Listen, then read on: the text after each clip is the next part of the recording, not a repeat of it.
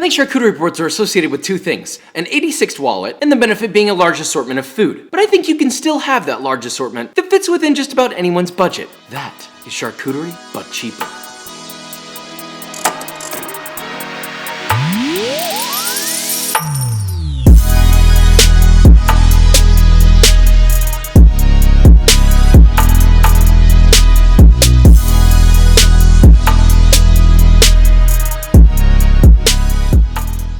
Okay, so today we're working with charcuterie boards, meat and cheese boards, cured meat boards, with the boards. Usually whenever I personally make a charcuterie board and I'm going all out, some of the stuff I'll make, and obviously some of the cured meats that, or take literal months. I've yet to make my own prosciutto, but that's coming, trust me. Typically I end up spending anywhere between $100 to $300 for a giant spread, and that's to feed a lot of people for the record, but still. I think at this point, the assumption is that is a requirement if you want to make a charcuterie board, and I'm here to tell you that that's just not true. So with all that said, let's make this, shall we? Okay, so we're first gonna break this down into categories: meat, cheese, crunch, pickly/briny, and sweet/fruity. Let's first start with cheese. For the more expensive side, we've got Gouda or Gouda for those who are Dutch and are going to yell at me. Brie Classic Triple Creme. Now this is tomme, right? This is a French cheese. It is made with goat's milk. It's beautiful and it's expensive. Now on the cheaper side, we're not really downgrading all that much. You've got a beautiful block of cheddar. This is a medium cheddar. It's lightly aged. This is a lightly aged Gouda or Gouda. So you've got your herbed Havarti. Havarti is a cheese where its texture and flavor goes a long way with how much it costs. And cream cheese, which I understand. You're like, what is that doing on a cheese board? We're gonna be doing something fancy to it. So with that said, let's move on to the next part. Oh, and one last cheese, which is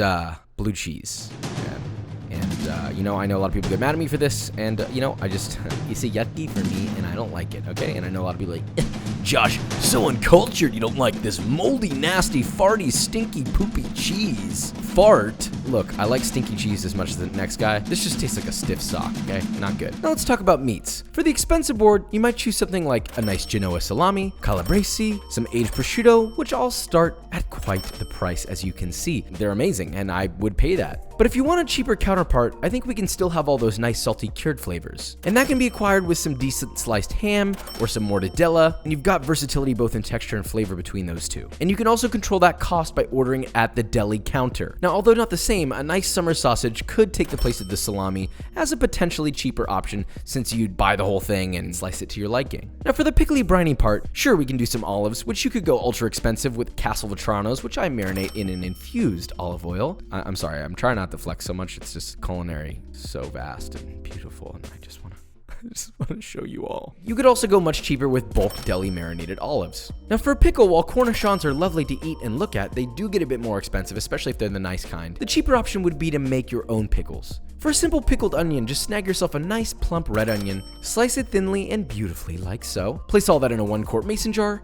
or any large container that isn't metal. Separately in a medium-sized pot, add 2 cups or 480 milliliters of white vinegar, 1 cup or 240 milliliters of water, and 2 tablespoons or 25 grams of kosher salt. Bring that up to a boil over medium-high heat, then as soon as it hits a boil, immediately take it off the heat and pour it over your onions. It should just about cover the onions. I also like to use some plastic wrap to adhere to the surface of the liquid to keep everything submerged. Then just let that bad boy rest at room temp until completely cool. They'll turn a lovely little pink color. Then store that bad boy in the fridge or, use it. Okay, crunch is one of the most important elements to any cheese board in my opinion. Nuts are an obvious option. Those can sit with pistachios, candied nuts, or even some fancy olive oil crackers, which get extremely pricey. Now, a cheaper option for your nut, you knew it was gonna happen, would be just simple toasted peanuts, which in my opinion work just fine on a cheese board, although they're not my top choice. Now for an intensely delicious and cheaper option, I'd also recommend getting yourself a baguette and slicing it into rounds. Place it on a baking sheet and toss it in the oven around 375 till nice and toasted. Pull those bad boys out, get a clove of garlic, slice it in half to expose a fresh cut edge,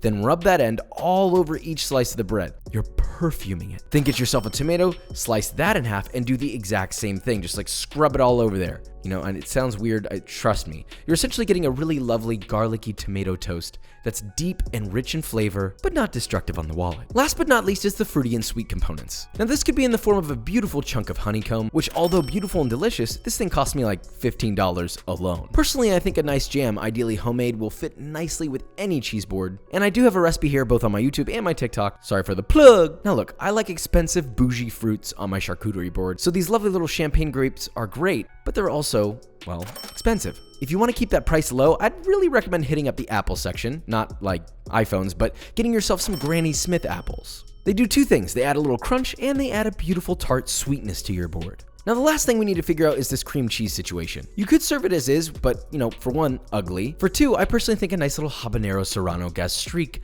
would fit beautifully on there. It's easier than you think. Simply combine 1 cup or 225 grams of granulated sugar and 1 cup or 240 milliliters of water in a small pot, bring that to a boil over high heat, and let that boil until it becomes a little bit syrupy. Should look like this. About 5 minutes. Separately, thinly slice 2 habanero chilies, 1 serrano chili, thinly slice a shallot over a mandolin. Once your mixture is ready, let it cool for 3 minutes, then pour your gastrique over your vegetables, hit it with some fresh cracked black pepper, and let it sit until completely cool. It's sour, sweet, aromatic, and lightly spicy. And it goes shockingly well with cheese or really anything. Now at this point, I think we can go ahead and assemble our boards. The goal is to arrange the things that go the best together, closest to each other, if that makes sense. But of course it gets a little bit cramped, so just let everything fall naturally into place. Honestly, everything should go well together here. Keep wiggling and maneuvering till your little man is nice and ready to go. You'll know when it's done. The board will call out to you. Now serve this to your guests, toss an ice cube in your Chardonnay, that's a joke for all the moms out there, and let's see if this affordable board can hold up a candle. We have Mr. Expensive right here coming in at this price. And then we have Mr. Cheap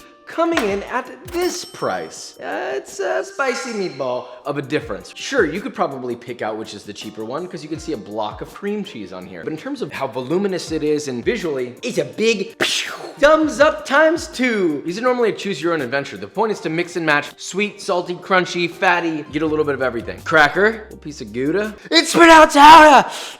Ah! Ooh, and I'll get a little bit of this honey. And then maybe one pistachio nut. It's almost exactly the same as when you're watching Star Wars and people are in the cockpit and then they go into hyperspeed and they're like, because it hits like all of your senses and your dopamine receptors like, bah, bah, bah. On to the cheap one. Cream cheese. We topped it with a chili gastrique. That's pretty culinary full flexion right there. That experience alone is wonderful. We got our tomato toast, little piece of mortadella on there, do a little cheddar. That's a good vibe. The depth of flavor in this is insane. It has a sense of nobility to it almost. Even if you are a fancy person, this has a complex flavor. This has complex textures. If that ain't but cheaper, I don't know what the hell is. Okay, so if you don't want to spend like over $100, this is the way to go. But you want to know what else is covered with cheese, sticky stuff, and all sorts of random things from across the supermarket? B-roll.